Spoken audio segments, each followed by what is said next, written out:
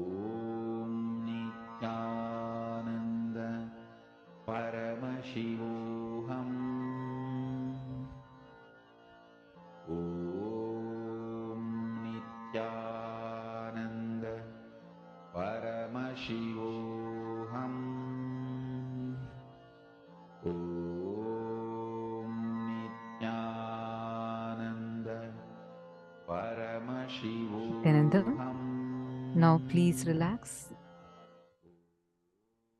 Please check the temperature in those places now. Just go back to that screenshot that you had posted earlier, and right under that, post what is your current manifestation. Please take a few minutes and post it now.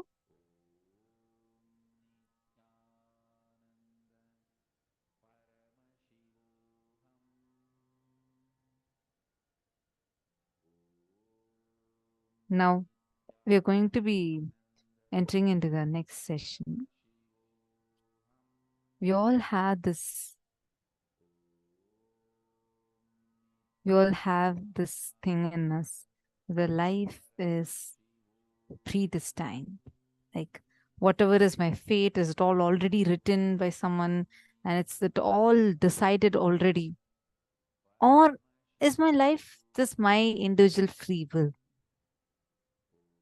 What is the real thing? Because many times, even if I don't will something, I still see things are happening. And many times it's just like it feels like someone is like, they're written our fate, but I am still able to have a free will and able to see certain things changing. So what is the truth? What is the reality? In this session, it's a very powerful session today.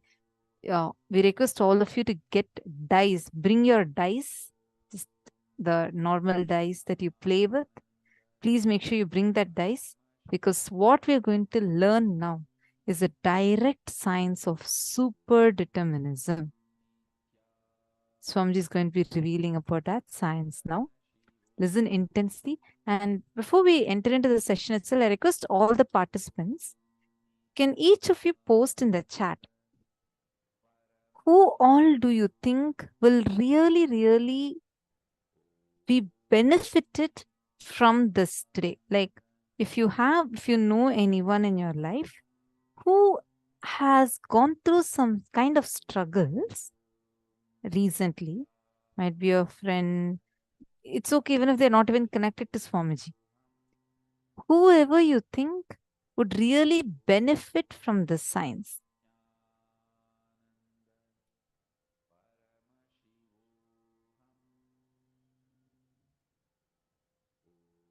Can you all post such people who all you think you can invite? Maharlin Gomez, why don't you invite all of them? I request all of you, identify such people, post how many people are able to identify like that, and take a few minutes right now. Why don't you all just give a call to them and invite them? I request all of you to take a few minutes and do it. Come on. Give a call to your friends who are struggling, who are going through a tough time, and they really are not able to feel the success. Understand? Many people, because they are not able to be successful and are almost giving up on themselves. I have shared this earlier. This happened in 2015 or 16, I think. We all used to do this sharing of satsang on our Facebook groups, Facebook pages. So doing that like randomly, we'll just share. So that particular day, Swamiji was giving satsang. I went to one depression group. Like there's these groups on Facebook. So there's a group on depression. So people who all are depressed come and post messages there.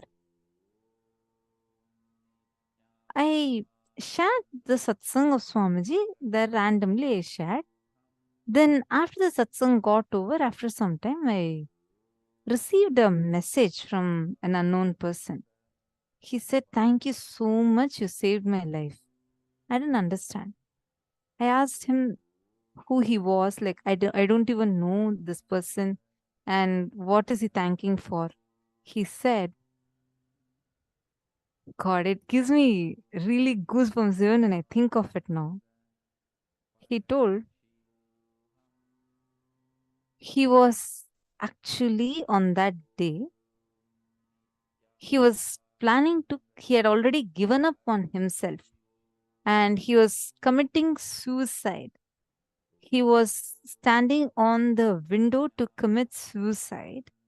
And exactly at that time, someone had sent that, means when I shared that satsang of Swamiji, it had popped up on his screen.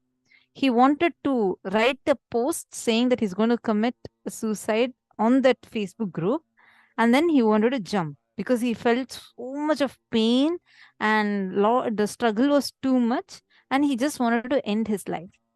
And he was about to make that as a post when just then this satsang had popped up on his phone. He clicked on it. He watched it. It was a live satsang. And Swamiji was exactly saying that Atma Hatya is a sin.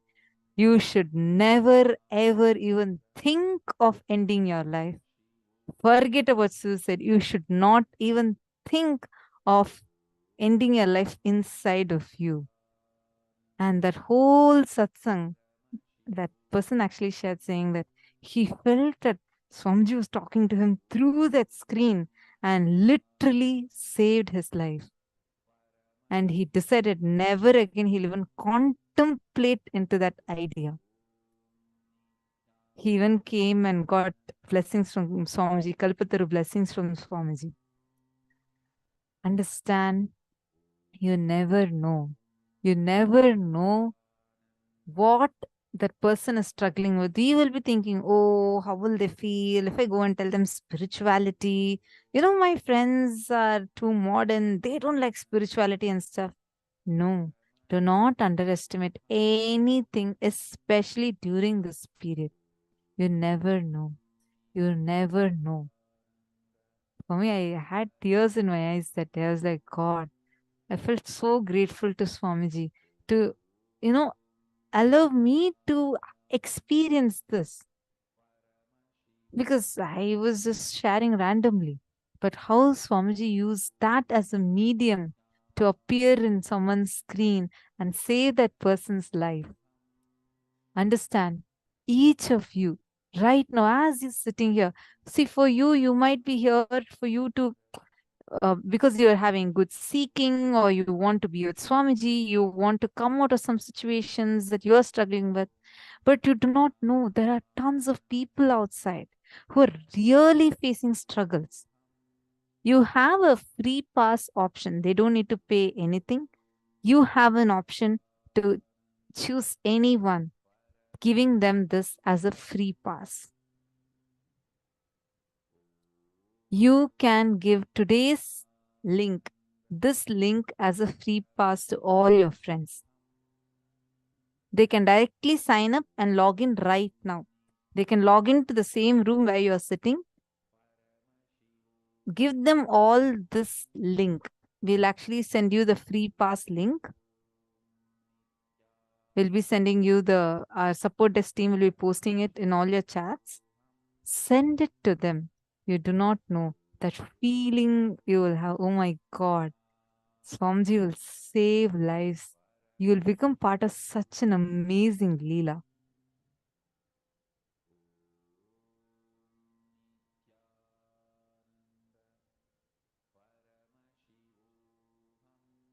Mahalin Gomez, you're saying, one of my friends who's a Christian is open to Hinduism, posted morning Abhishekam several times on my wall, and she commented, thank you. Wonderful. Why don't you reach out to her? Really love the way you're so intense. Reach out to her now. Enrich her. Don't feel shy. Feel responsible instead. You're going to be helping someone. Don't reach out to them saying that, oh, look, you need help, because definitely people won't like when we tell them that, they are a kind of something low. Instead, just connect with her, share your experience, enrich her. All of you will be seeing the free pass messages posted on your chats. Take a few minutes and share this with all your friends. Dr. Rain, take some time. You also share this with everyone that you know. Come on. I request all the participants to do it now. Before we enter into the session now, please take a few minutes. Really, you will see what difference it can cause in your lives and their lives. Come on. Take a few minutes. Just share this. Take the free pass that's posted in the chat and send a message, call and invite your friends. Please start.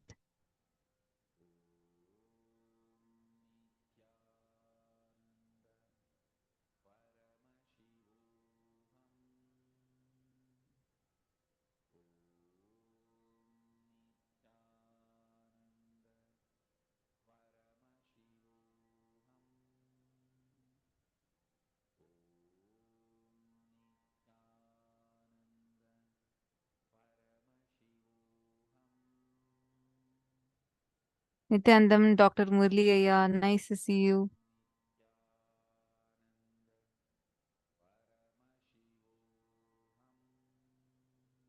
Are you also listening to all the sessions? Come on, all of you, whoever is here, take a few minutes and invite all your friends. Sumit Agravalaya, Daniel Bhatyar. Come on, each of you take a few minutes and invite your friends. Whoever you feel would really benefit from this. So as you all are calling, shall we all enter into the next session? The session on how life is neither predestined nor free will. Neither of these thoughts are complete. The secret science of super determinism. Let's learn about it now.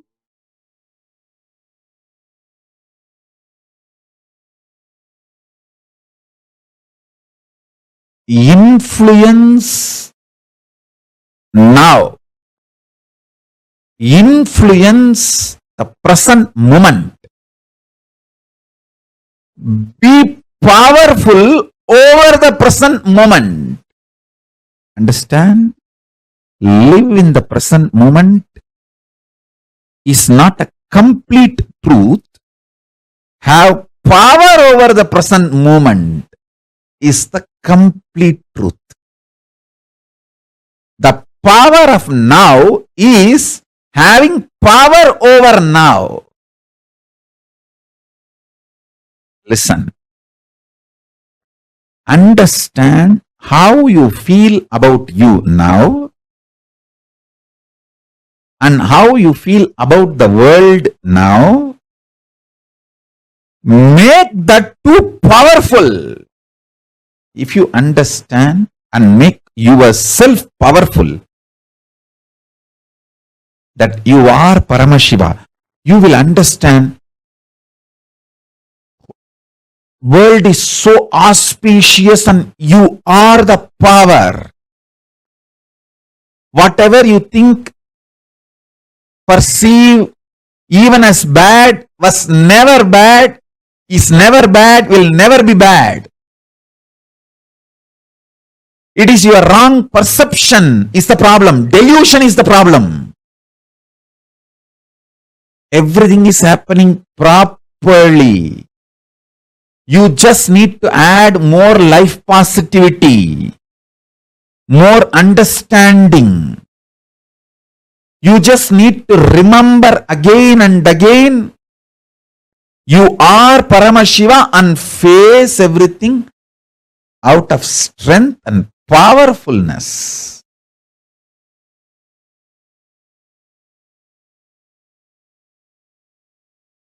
Now, the next truth. Listen.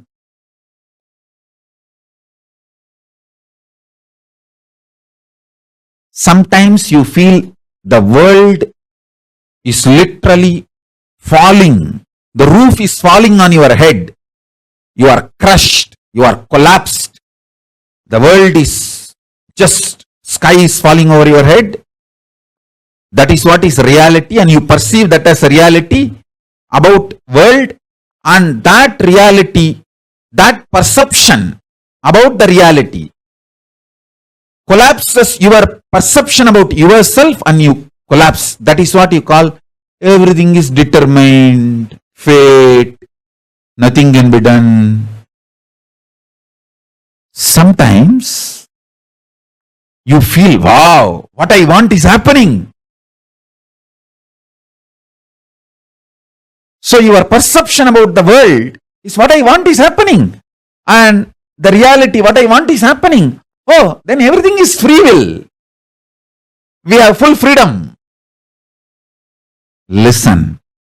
Both are of understanding. Determination or free will, both are of understanding. Sometimes when things happen as you want, you feel, oh, life is free will. Sometimes when you feel things are not happening as you want and the roof is collapsing, crashing on your head, and you feel everything is predetermined. Now understand this truth. I'll give you one more example. If you are standing with both the legs, that's the way you experience reality. You raise one leg, that is your freedom. After that, you cannot raise the other leg also.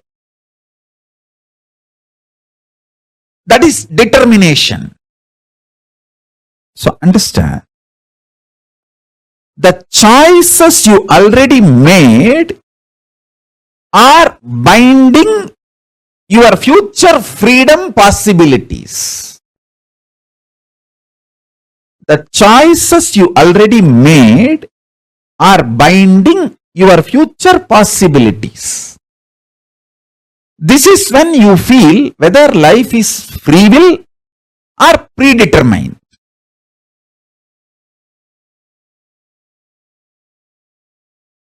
When you perceive the happenings of your life is against your will and collapse inside you, the way you perceive the world very negatively, and collapse your own identity about you and lose trust on you. When this happens, whether you made earlier some choices or not, you will feel bound. You will feel life is predetermined. There is no free will. Life is unfair, injustice, adharma. It is all just might is right. People who have power, they grab everything. Nothing is right. It's all chaos. There is no order. And at some moment, when things happen as you want in the outer world, and your perception about the world is little better, you feel, the free will is life. There is a possibility. I can recreate, rebuild. Life has some hope. But please understand, both are of truth. Why even the idea of free will is of truth? Because you feel relieved, hope because of outer world happening. But the real truth is, if you decide to cognize the truth, you are Paramashiva, Paramatma, ultimate powerfulness. Understand? Whether life is predetermined or free will, the super determinism is the truth. Answer for the question whether life is free will or predetermined is life is super determinism. Neither predetermined nor free will. It is super determinism. Understand? Empowering yourself with the truth, reality. You are Paramashiva. You are the ultimate Paramatma. And from that truth, reality, making your perception about life, and with that strength of your subjective truth about yourself and your subjective experience about the world, impacting the world, the reality is super determinism. This is the real way of existing. This is what I call freedom. Freedom is not choices. Freedom is manifesting the reality you want to manifest. Listen.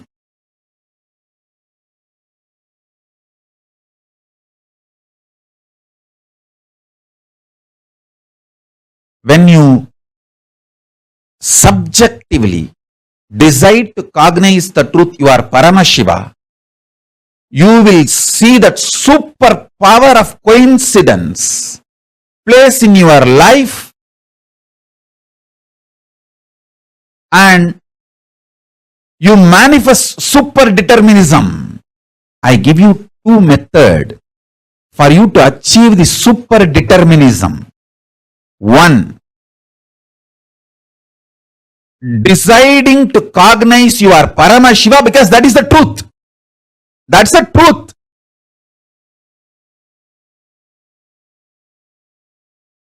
And face your inner space, your perception about life and the life reality itself. With this truth, I am Paramashiva. This is what is having power over now. Life, reality. That's first. Second,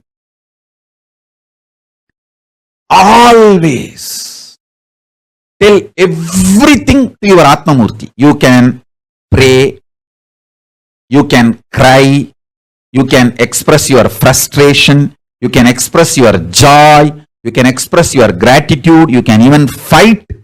Do everything with your Atmalinga and Atmamurti. Everything. Continuously talking to your Atmalinga and Atmamurti will give you the power to manifest what you want. Shakti. And Buddhi to change wherever you need to change. Above all, Bhakti, the romantic existence with cosmos.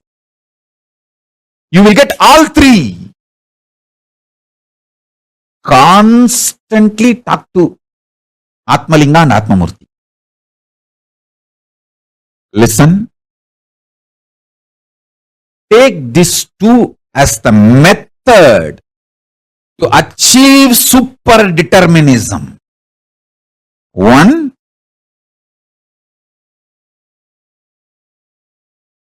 decide to come to the powerful conclusion you are Paramashiva because that is the truth.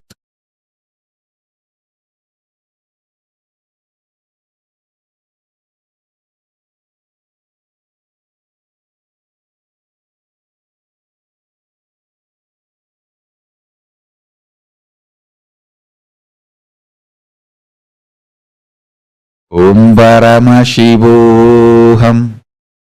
Om Nithyananda Paramashivoham.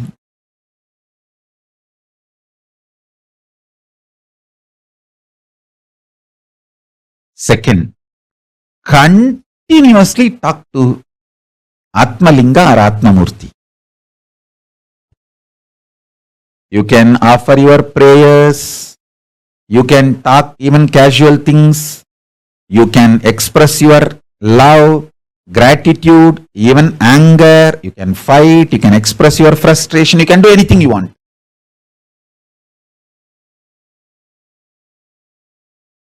And I commit with you, I will respond to you immediately. I'll give you what you want. Shakti, to manifest your life as you want. Buddhi, intelligence to alter. If at all you need to alter somewhere your wants for your greater, better, complete life.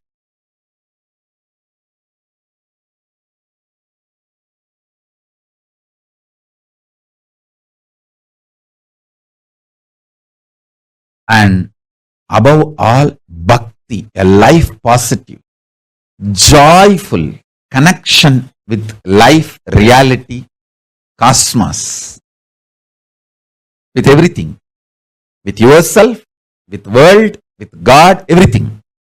And yukti, method to live enlightenment, and mukti, enlightenment itself.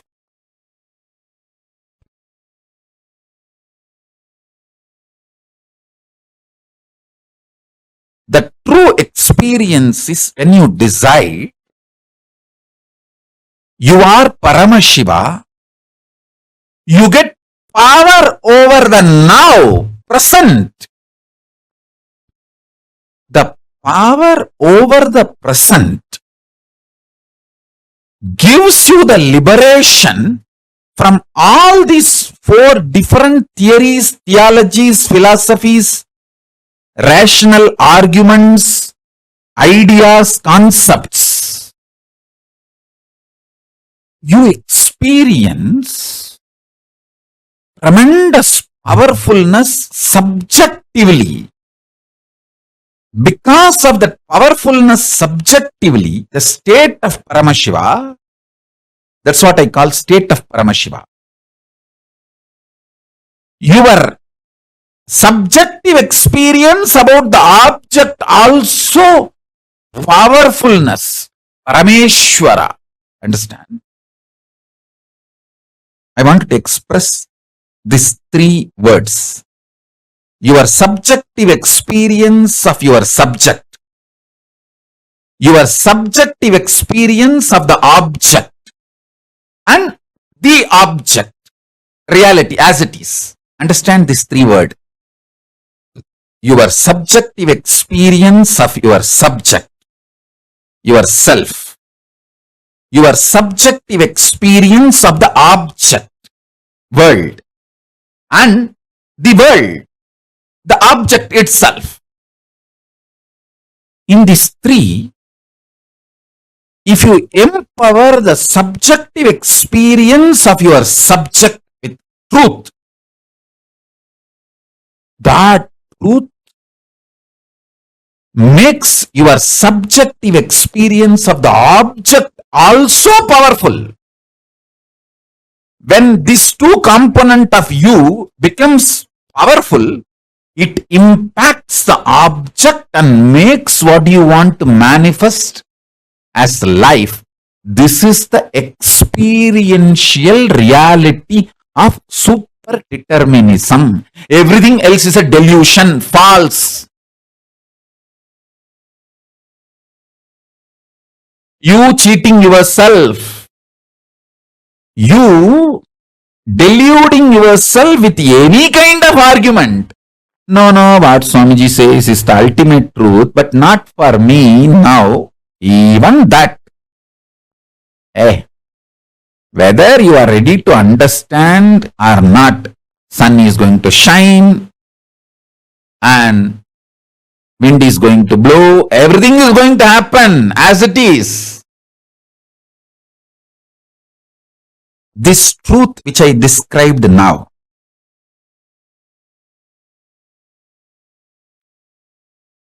I'll explain the next level. Listen. Superdeterminism means empowering your subjective experience about you, your subject, with the truth you are Paramashiva. Paramashivatvamasi. You are Paramashiva. Empower your innermost subjective experience about yourself consciously. You are Paramashiva because that is the truth. And from that powerfulness, analyzing your subjective experience about the object, world, understanding everything happened in your life is just to trigger this enlightenment in you, trigger this awakening in you. Even the grahas, there is no graha, bad graha. There is no time, bad time. Only to remind you about your great truth, the grahas act. When you don't want to be reminded to live the higher reality, then no other way, the grahas has to make you understand. All grahas focus on awakening you. They are all working sincerely for your inner awakening. Understand?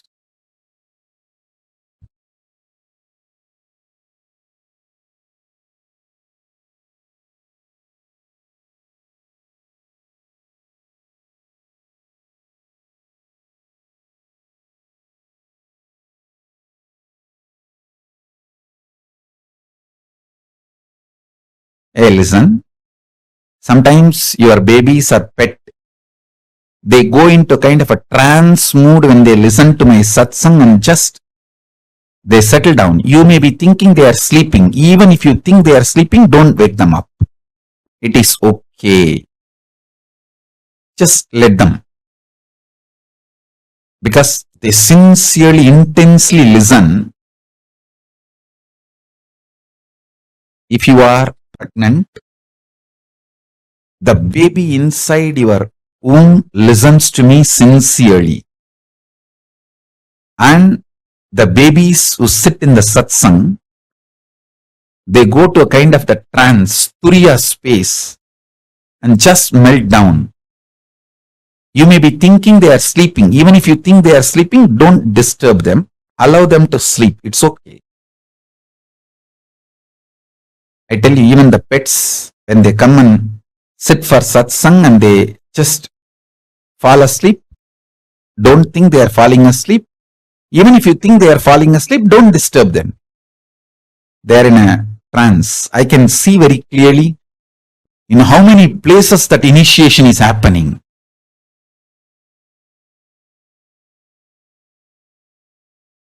When initiation happens, so many people react in a different way. Babies go into the trance of Turiya. So all of you, allow this initiation to happen inside you and to everyone around you. If you have pets and kids, get them to satsang. Even if they sleep during the satsang, don't worry. Let them be there. Because these great truths, they get inside the system and become bio-memory.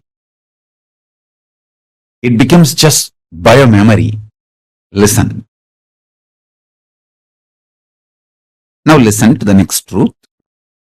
See, whenever the objective reality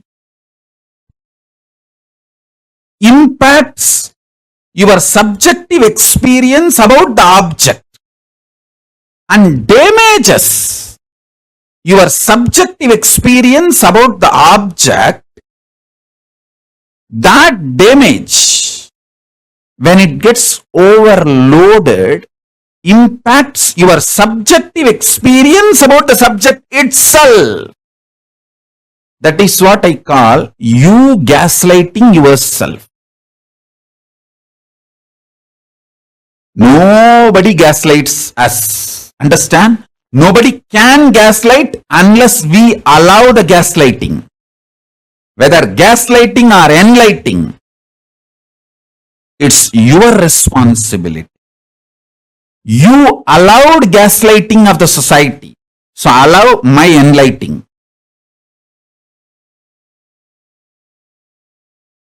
Stop allowing the society's gaslighting.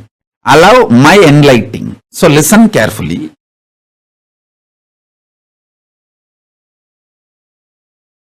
Subjective experience of the object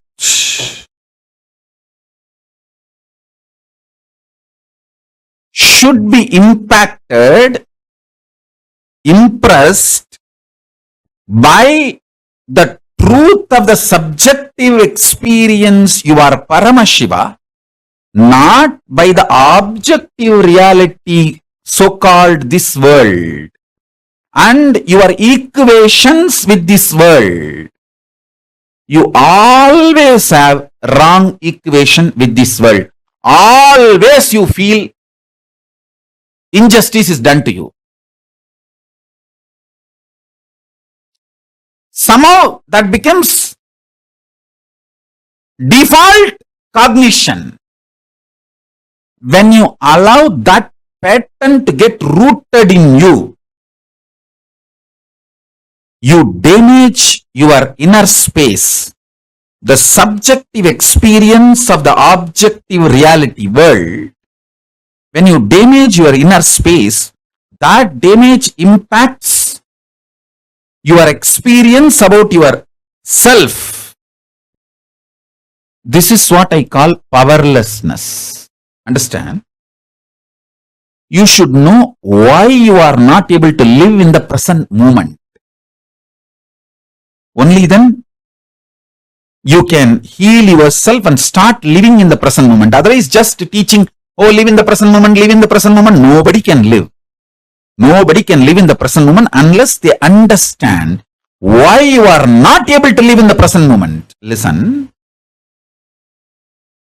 If you feel so much injustice is done to you and feel anxiety, panic attack,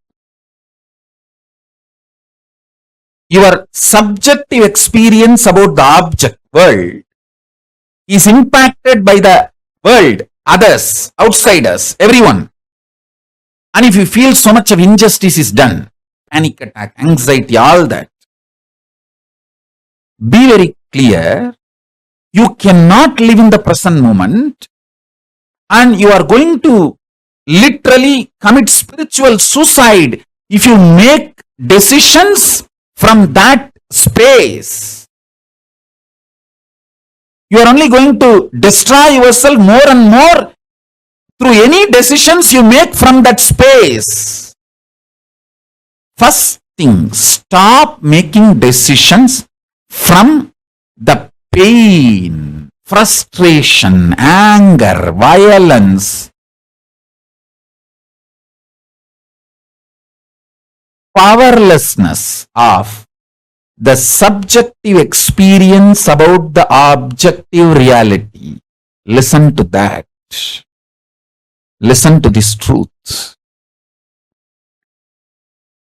More and more decisions you make out of the painful inner space, deluded inner space, the inner space which is hurt by the outer world, the inner space which you allowed to be hurt by the outer world, with the idea there is injustice done to you, or the subjective reality impacted by the objective reality, the objective world, due to sometimes you blame an individual person, or sometimes you blame a situation, sometimes you blame the ecosystem, sometimes you blame the whole world. Whoever you may find, blame or not blame, sometimes you will even blame yourself. Even that is wrong. Blaming yourself is not something cute. No.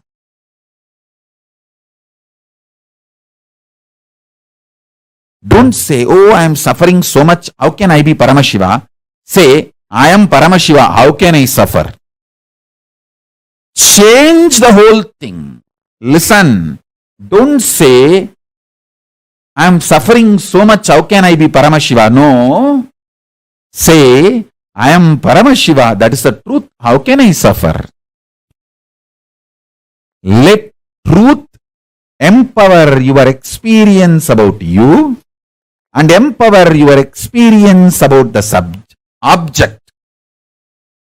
Let the truth empower the subject's experience about subject, subject's experience about object, and object itself, all three. This is what I call super determinism.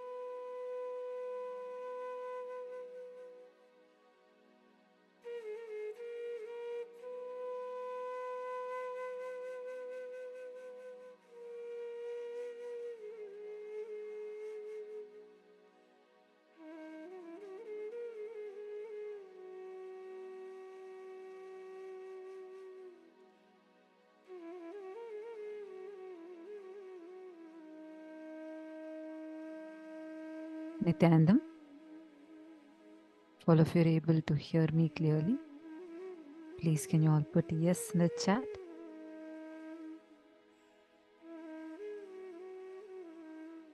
Great.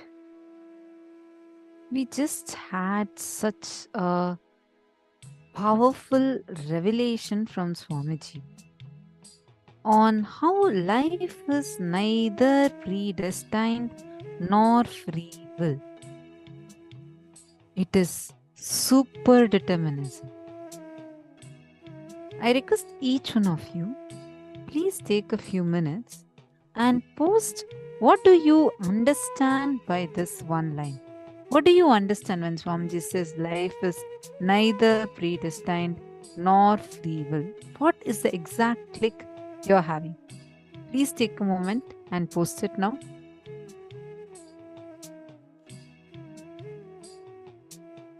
What is the exact click, cognition that you're having in you?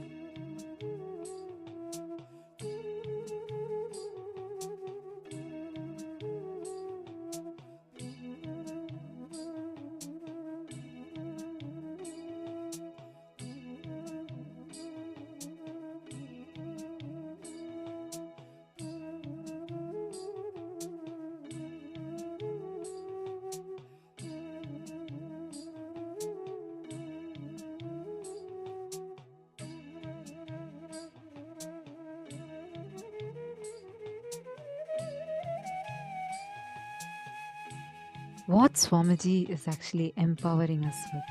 How many of you feel, my God, what a cognition? Understand?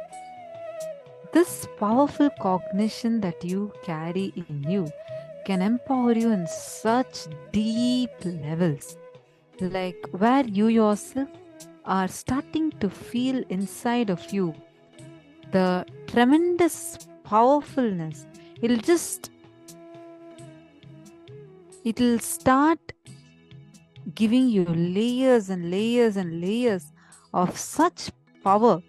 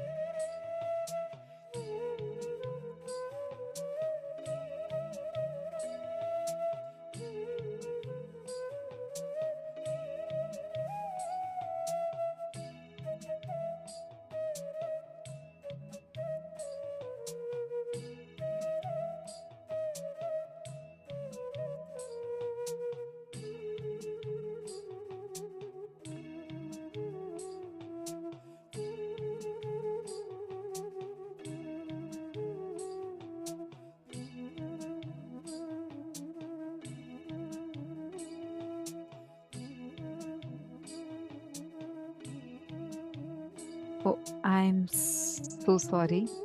I think I did not unmute myself. I'm so sorry. Hope you're able to hear me now. See, life is neither predestined nor free will. This one cognition can actually empower you in multiple levels. Understand? Empowering yourself with the truth, reality. You are Paramashiva. You are the ultimate Paramatma. And from that truth, reality, making your perception about life and with that strength of your subjective truth and about yourself and about your subjective experience about the world, impacting the world, the reality is super determinism. Understand, freedom is not choices. Freedom is manifesting the reality you want to manifest right now. The reality that we are experiencing is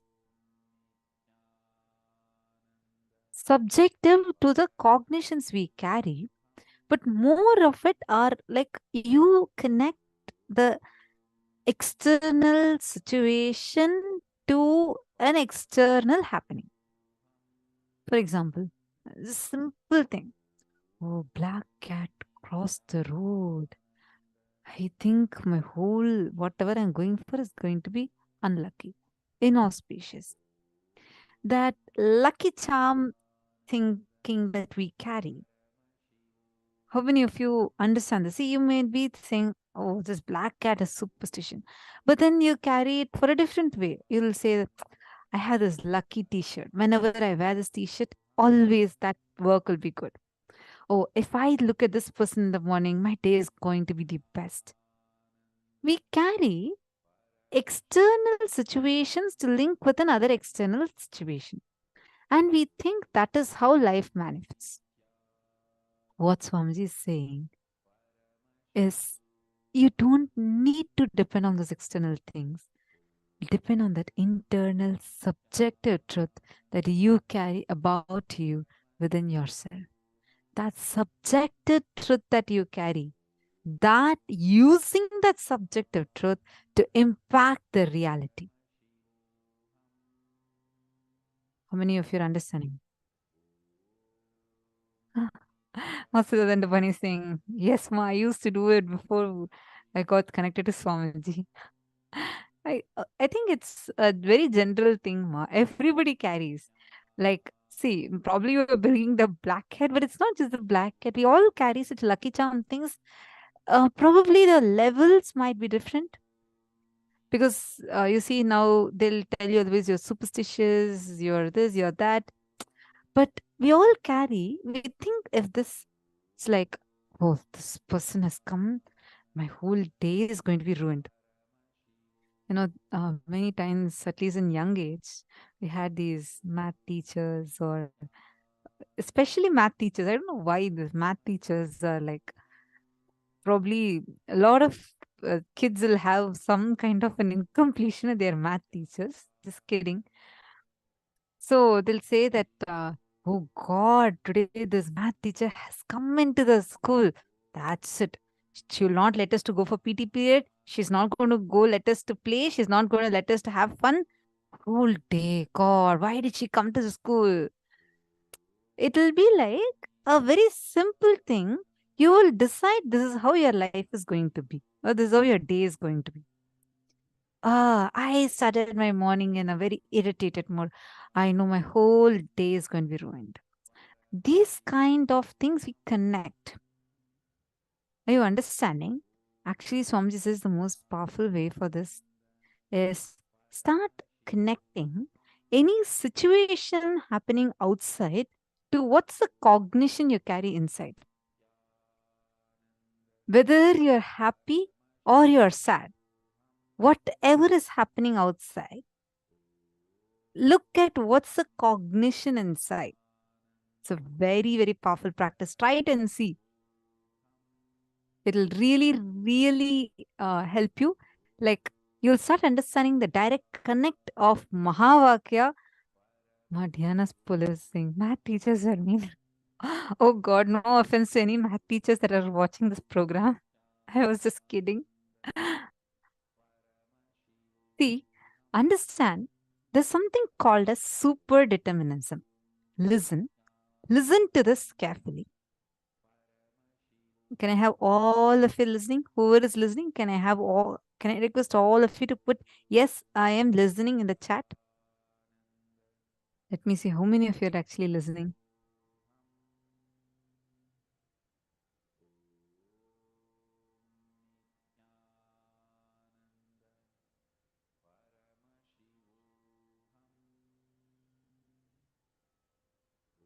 One, two, three, 4, 5, 6.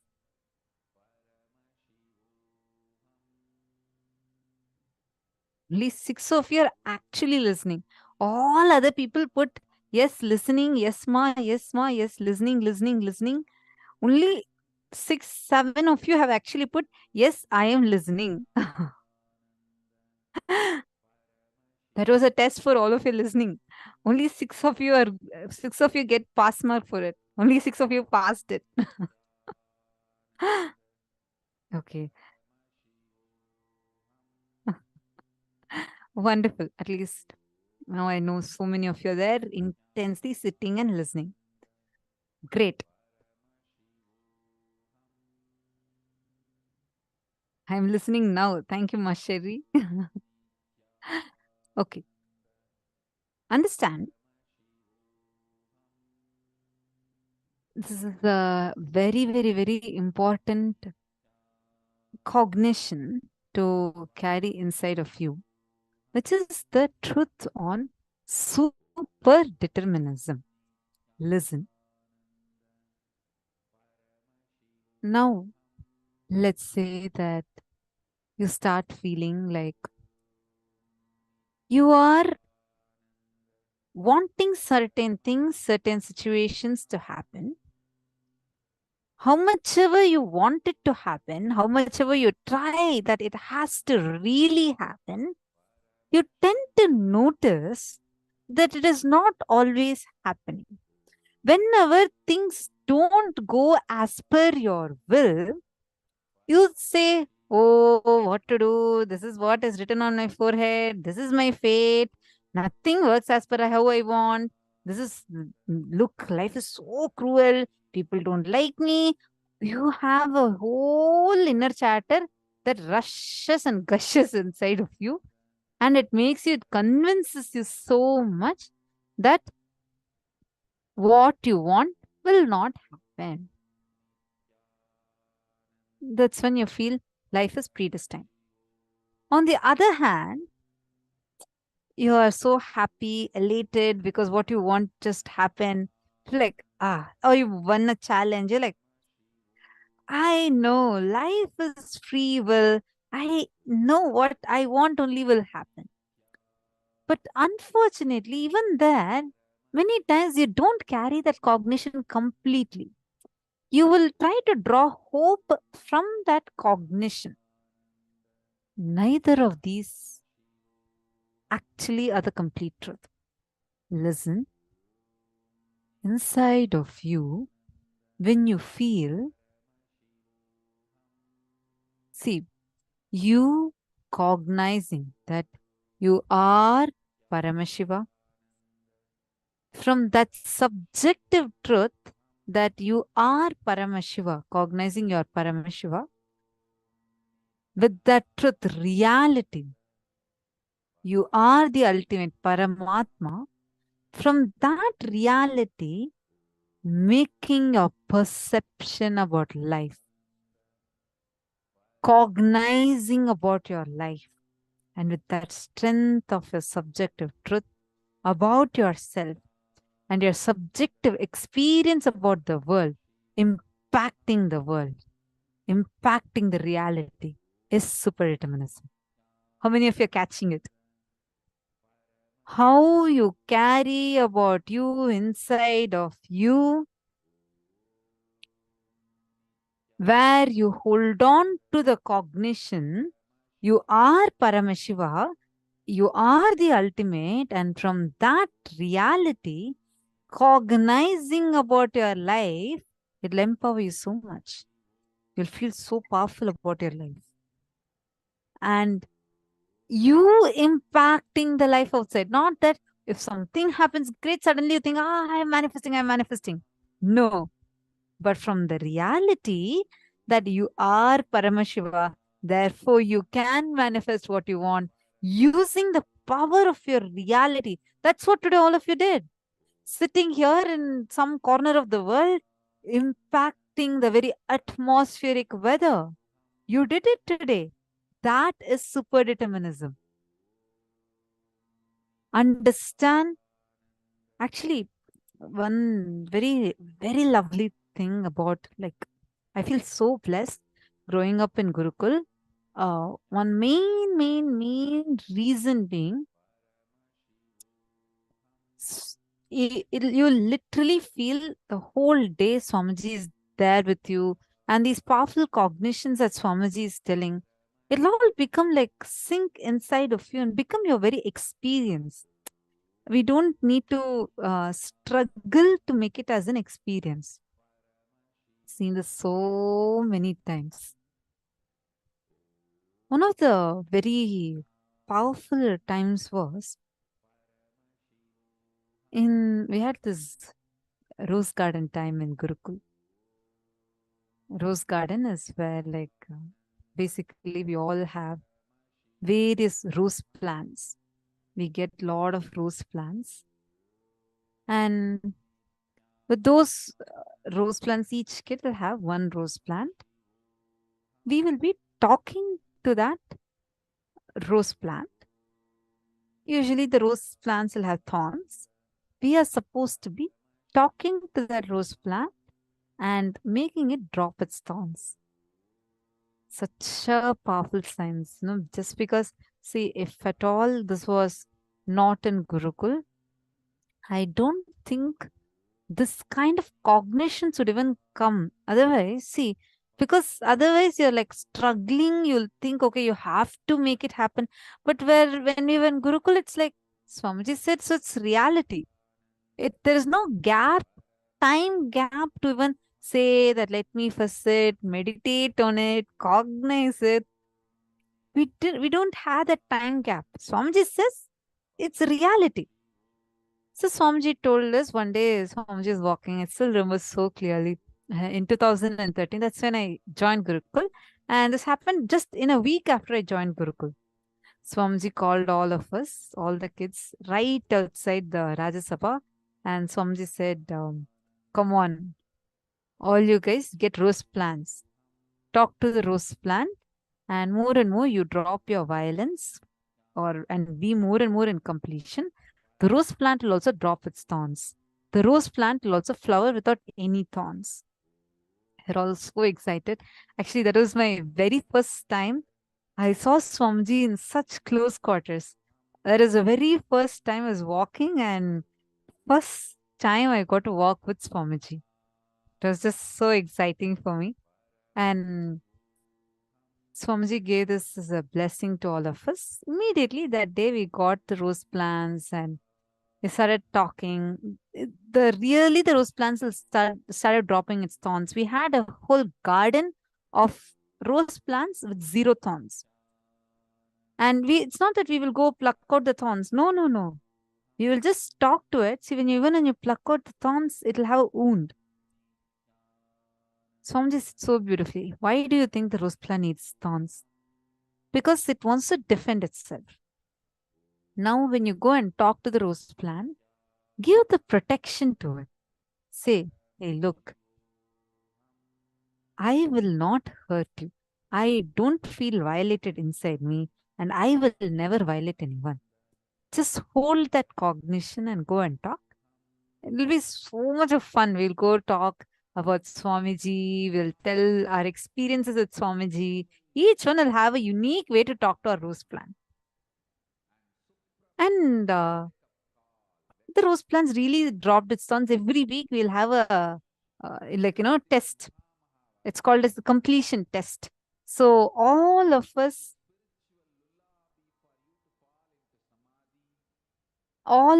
were sitting and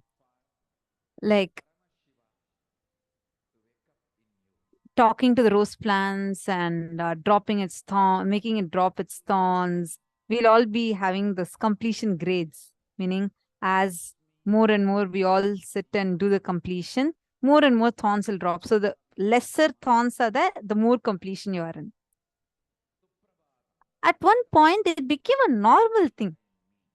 All of us will have thornless rose plants. It empowered us so much. It was not like we were not surprised by it, right? We were not like surprised.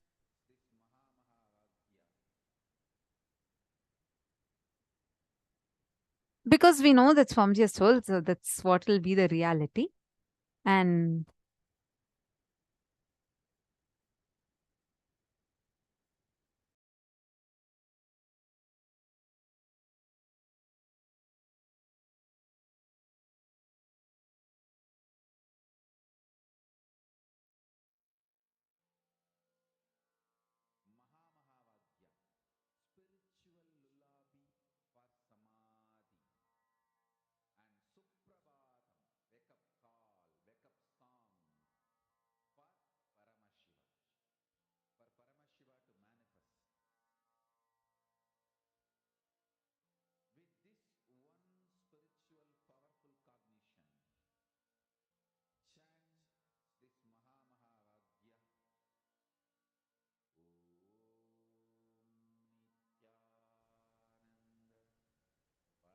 sorry for that. I hope all of you are able to see me and hear me now. Yes. Nityanandam. Sorry. So it became like a normal thing. See, when your subjective reality about you, when that becomes, when you cognize inside of you that you are Paramashiva, and from that space, you have such a powerful cognition. What did Swamiji give us that day? Swamiji empowered us. Swamiji said, hey, look, you cognize your Paramashiva and you have the power. When you declare, life will listen to you. Nature will respond to you.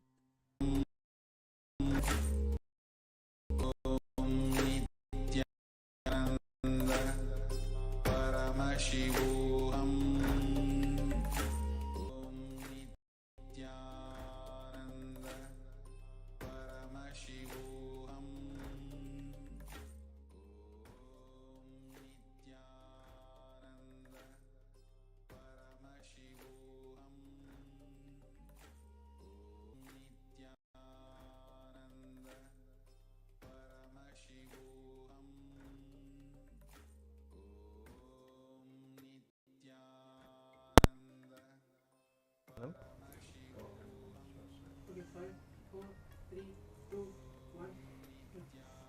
Nithyananda,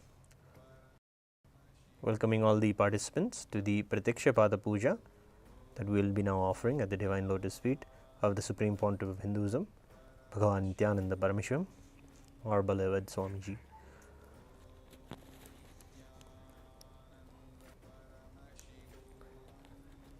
We will begin with the declarations, cognizing that through this puja, what will be reaching the cosmic source of energy. We also cognize that the Swamiji is the embodiment and representation of cosmic energy. We cognize cosmic energy exists, as well as the truth of Sohamasmi, that even when we worship, we are Him. After making the declarations, we'll begin the pujas. The various parts of the puja are incredibly beautiful and deeply sentimental to the way that a disciple would relate to their guru. When the guru happens in our life, it is the manifestation of cosmos itself manifests in our lives and transforms our lives, heals us, and showers us with the fulfillment of everything we seek. Deep gratitude, the best way, the sweetest way to approach our guru is with the feeling of thankfulness for everything that we have in our lives. It is because of His grace and blessings. So let us get ready for the Pratyakshapada Puja. Before we begin the Pratyakshapada Puja today, please declare the following statements with integrity and authenticity. If you agree, please say yes loudly. I authentically cognize, which is internally process, understand and declare the truth, cosmic energy exists. Yes. I authentically cognize, which is internally process, understand and declare the truth, that the Supreme Pontiff of Hinduism, Bhagavan Nithyananda Paramashivam, is the Chinmaya Vigraha, the embodiment and representation of that very cosmic energy. Yes. I authentically cognize, which is internally process, understand and declare the truth, that whatever I offer at the divine lotus feet of the Supreme Pontiff of Hinduism, Bhagavan Nithyananda Paramashivam, in the Pratyakshapada Puja, will reach the cosmic source of energy directly. Yes. I authentically cognize, which is internally process, understand and declare the truth of Soham Asmi, that even when I worship, I am Him. Yes. You will now begin with the Satguru Vandanam. Please take a flower in your hands and hold the flower in the Atmanjali Mudra. Offer the flower at Swamiji's feet at the end of the mantra.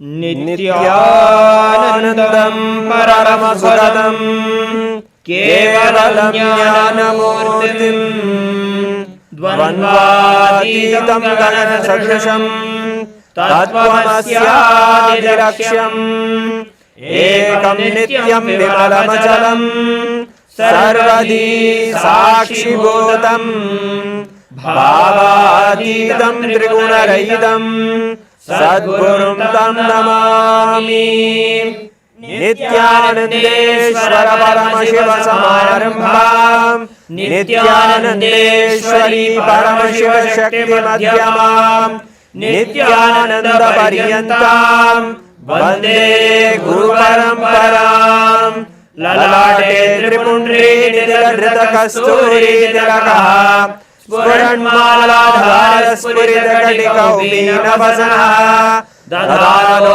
Dushtaram Jirashivanirajum Chachikalam Pradipa Sarvesham Arunagiri Yogi Vijayate. Now do the Tattvachmanam, the ritualistic cleansing of the hands and the mouth. Om Atmatattvam Shodhayami Svadham. Om Vidyatattvam Shodhayami Svadham. Om Shivatattvam Shodhayami